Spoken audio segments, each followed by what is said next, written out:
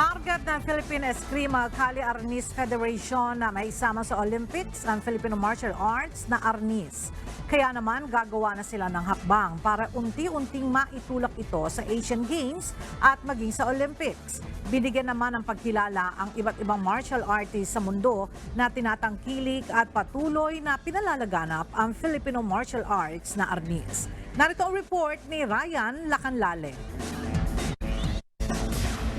Tutulak sa bansang Thailand ang mga nangunguna sa Philippine Eskrima Kali Arnis Federation o PECAP sa susunod na buwan para kausapin ang National Olympics Committee ng Thailand at ilabi na isama ang Arnis sa darating na SEA Games sa susunod na taon.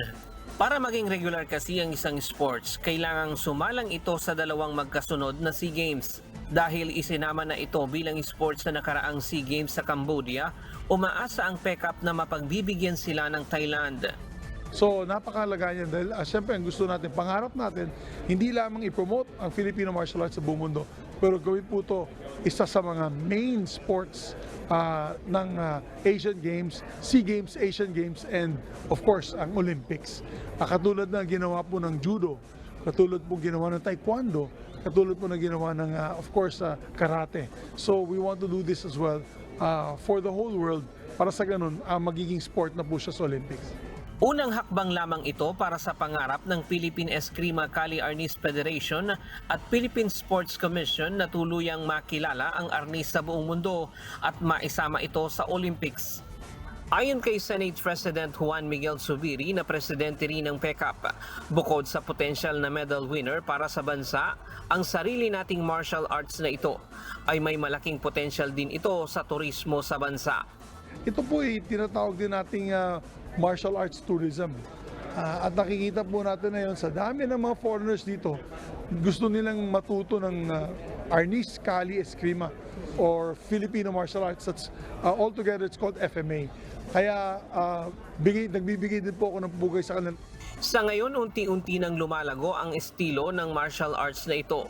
Nasa mahigit 100 bansa na din ang tumatangkilik sa Filipino martial arts. A good problem for us. We were actually, how do you call it, surprised by the response of the Filipino martial arts community, and that means the Filipino martial art is really accepted worldwide, and it's growing and growing. Almost I would say, right now it's being practiced in 110 countries all over the world.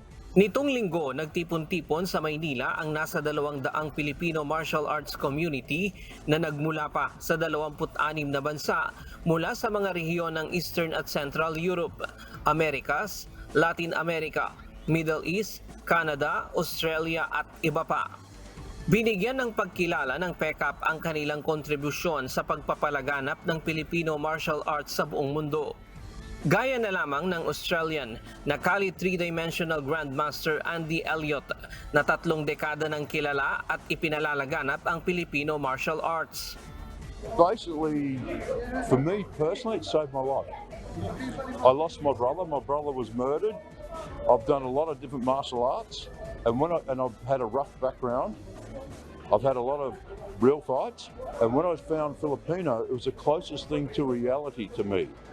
Because of the sticks, you know, the dumog, the mana-mana, the spari dago, and when you understand Filipino martial arts and it's not governed by rules or regulations that a lot of other countries are, and the way that Filipino, bata, like it is, I think if you understand Filipino martial arts, it gives you a really good skill set for the street or just to teach people how to defend themselves.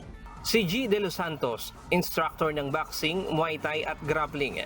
Sinubukan din ang arnis dahil wala siyang weaponry-based technique. Aniya, sa ganitong uri ng martial arts, pangunahing matututunan ay tamang disiplina. Ang tinuturo talaga ng martial artist, maging disiplinadong tao. Hindi katulad na sinasabi na iba na ayaw kong pag-aralin yung anak ko niyan kasi baka maging palaway. Mali po. Dito po unang-unang tinuturo disiplina. Mas lalo kang iiwas sa gulo. Kasi alam mo yung capability mo eh. Pwede kang makapanakit sa kapwa. Ryan Lacanlale, UNTV News and Rescue. Diyos ang aming sandigan, serbisyo publiko ang aming pinahahalagahan.